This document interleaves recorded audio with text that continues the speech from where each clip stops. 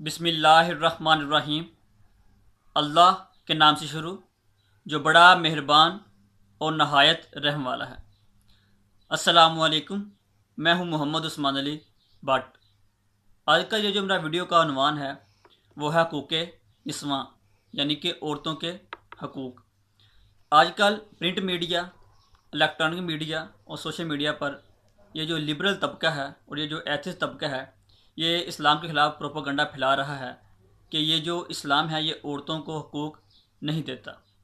हम तारीख़ के आईने में ये देखेंगे क्या इस्लाम औरतों को हकूक़ देता है या नहीं।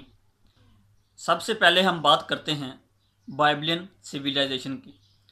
बाइबलियन सिविलाइजेशन में अगर कोई मर्द यानी कि जो शख्स है, जो मैन है, अगर वो किसी को कत्ल करता या वो बुराई का इर्तिकाब करता तो उसकी जो सज़ा है वो उसकी बीवी को दी जाती, उसको नहीं मिलती।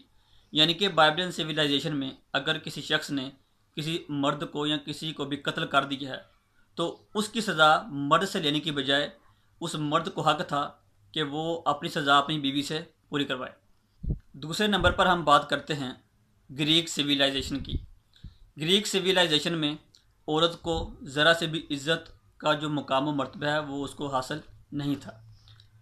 ग्रीक सिविलाइजेशन में the women was considered the root of every evil, यानी कि ये जो औरत है वो तमाम बुराइयों की जड़ समझा जाता था। ग्रीक सिविलाइजेशन में अगर कोई भी ऐसा फेल जो कि उनकी सोसाइटी के नॉर्म्स के वैल्यूज़ के ख़िलाफ़ है तो वो समझते थे ये औरत की वजह से हुआ है, और उसका जो तमाम का जो मिंबा है बुरे कामों का वो शैतान की बजाय औरत को समझा जाता था। तीसरे नंबर पर हम बात करते हैं रोमन सिविलाइजेशन की। रोमन सिविलाइजेशन में अगर कोई शख्स गुनाह का इर्तिकाब करता या नॉर्म वैल्यूज़ ट्रेडिशन को वायलेट करता तो उसकी सज़ा उन्होंने रखी हुई थी। मगर अगर शोहर गुस्से में आके या वैसे अपनी बीवी को कत्ल कर दे तो उसके लिए कोई सज़ा नहीं थी। ये है रोमन सिविलाइजेशन। और अब बात करते हैं चौथे नंबर पे अरब सिविलाइजेशन। अरब सिविलाइजेशन में औरतों के साथ और बच्चों के साथ किस तरह का बर्ताव किया जाता था उसकी एक मिसाल कुछ यूँ है कि अगर किसी के घर बच्ची पैदा होती तो उसके जो वालदैन हैं वो गुस्सा में आ जाते कि हमारे घर बच्चा पैदा क्यों नहीं हुआ, और बच्चियों को ज़िंदा जला दिया जाना या उनको ज़िंदा दफन कर दिया जाना, इसकी जो रवायत है वो अरब सिविलाइजेशन में आम थी।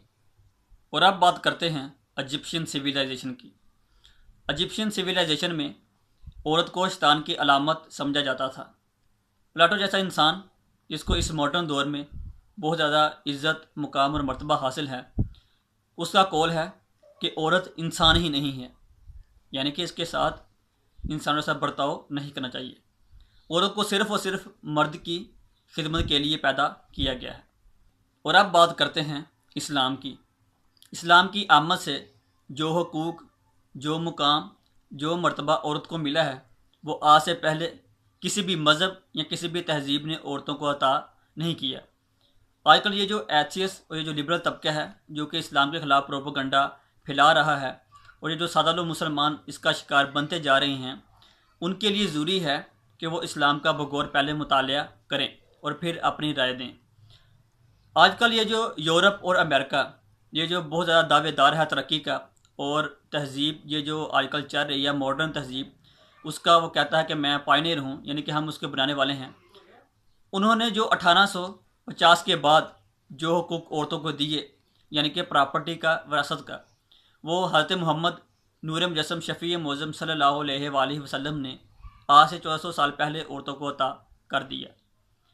अल्लाह ताला ने अपने प्यारे नबी हज़रत मोहम्मद नूर मुजस्सम शफ़ी मौज़म ख़ातमुन्नबिय्यीन सल्लल्लाहु अलैहि वसल्लम को वसीला बनाकर औरत को माँ का मर्तबा दिया, बेटी का, बहन का, और यहाँ तक फरमा दिया कि ये जो औलाद की ये जो जन्नत है वो माँ के कदमों के नीचे है। और जो लोग अपनी बेटियों से नफ़रत करते थे उनको ज़िंदा जला देते थे, या जो लोग औरत को कहते थे ये शैतान की लामत है, उन तमाम का ख़ात्मा कर दिया। नबी करीम सल्लल्लाहु अलैहि वसल्लम ने इरशाद फरमाया कि अगर किसी के घर दो बेटियां पैदा होती हैं या एक पैदा होती है, ये दो मुख्तलिफ रवायात हैं, अगर उनके वालिदैन उनकी अच्छी तरह परवरिश करते हैं, उनको पालते हैं, बड़ा करते हैं और अच्छे घराने में उनकी शादी करते हैं, तो नबी पाक सल्लल्लाहु अलैहि वसल्लम ने इरशाद फरमाया वो क़यामत के दिन मेरे साथ इन 2 उंगलियों की तरह होगा। नबी करीम सल्लल्लाहु अलैहि वसल्लम ने इरशाद फरमाया कि तालीम हर मुसलमान मर्द और औरत के ऊपर फ़र्ज़ है। ये चंद मिसालें थी जो कि मैंने आपके सामने पेश की।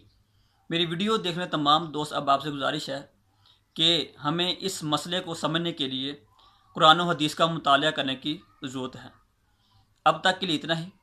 इंशाअल्लाह नेक्स्ट वीडियो में नेक्स्ट वन के साथ फिर हाज़िर होंगे। तब तक मोहम्मद उस्मान अली भट्ट को दीजिए इजाज़त। अल्लाह निगहबान।